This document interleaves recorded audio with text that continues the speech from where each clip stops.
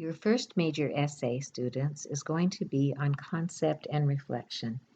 That sounds a little bit harder than it is, but if you look at some of the examples that you're going to see from the essays in the book, you'll see that it isn't going to be all that hard. What you're going to do, it's a major idea and can include abstract ideas, phenomena, or processes. Now, what I want you to do is I want you to think about what you're going to do for your career. Why are you at VVC? Are you going to go into nursing?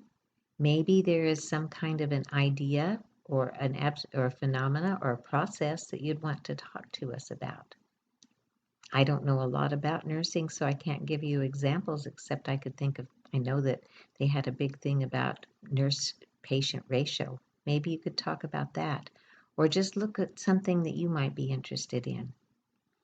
Or like if you were going into politics, you could explain to us something about having to do with politics or law enforcement. You could explain some of the ideas behind some of the practices in law enforcement. Or maybe it's something that has to do with you. Maybe it's if you are shy or if you have some type of disorder. I don't know. I hate to say disorder.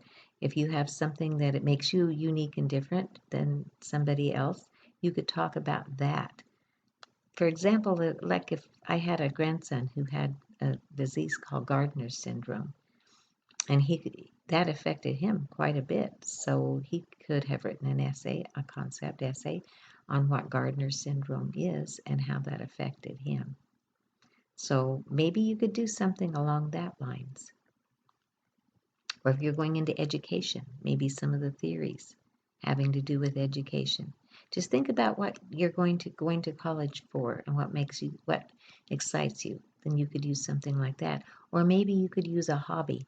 If you really enjoy something having to do with music, maybe you could talk about a concept having to do with music.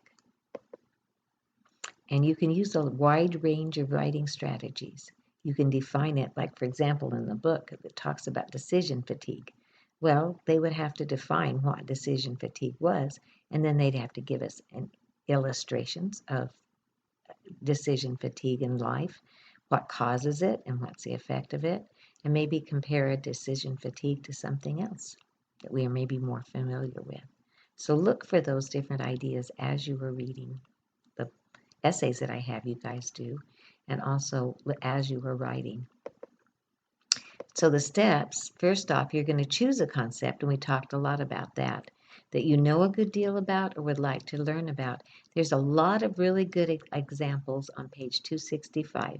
If you are interested in literature, it gives you some examples. If you are interested in politics, if you are interested in quite a few different things, mathematics, things like that.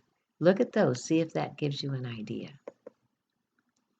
And I want you to, before you do this research part that we're going to talk about in the next thing, maybe you could email me and say, is this a good idea? And I will say, yeah, that would be cool. Or maybe I could point you in a different direction.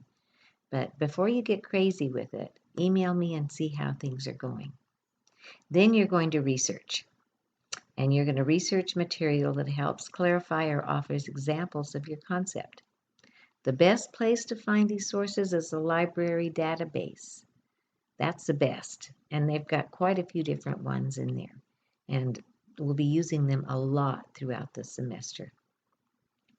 But you also could find it on .gov or .edu domains. You cannot use Wikipedia. You cannot use Wikipedia. I can't stress that enough.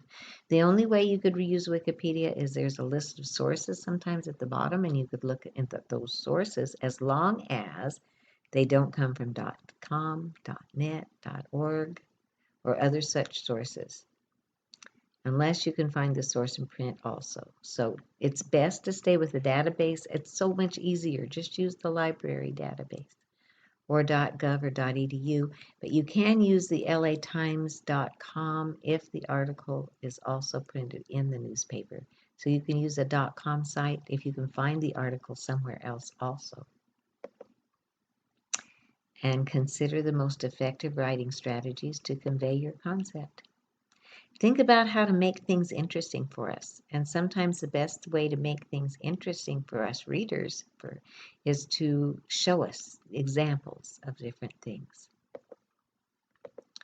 Now, whenever you write it, you find a focus. You're going to remember the length of your assignment. Now, this is going over the whole essay. Just take one little bite out of it at a time. Just figure out what you're going to write out, and then go from there. And then go back to this PowerPoint and look at it and see, oh, okay, I can remember that part. Formulate a working thesis. Remember, it must have a claim, something you're going to prove throughout the essay.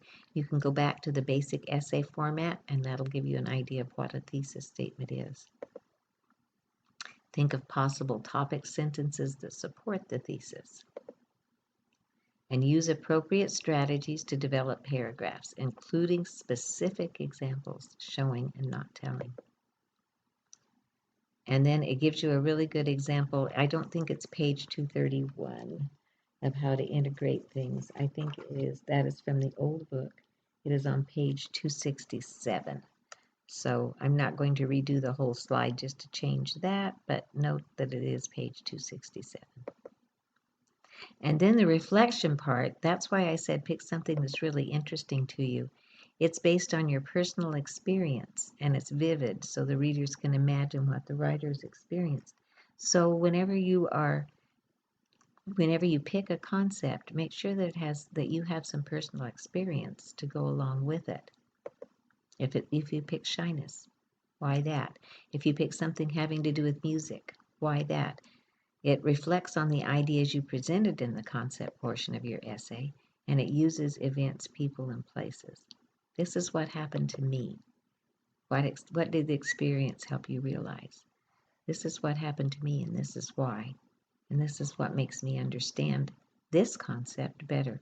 So it's got to have something you have personal examples with, or maybe somebody else would.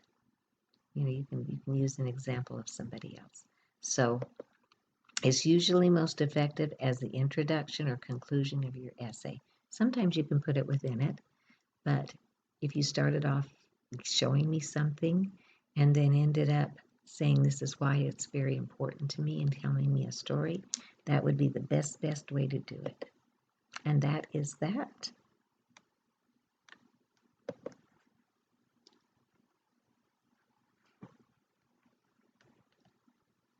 Okay, I'm getting out of it.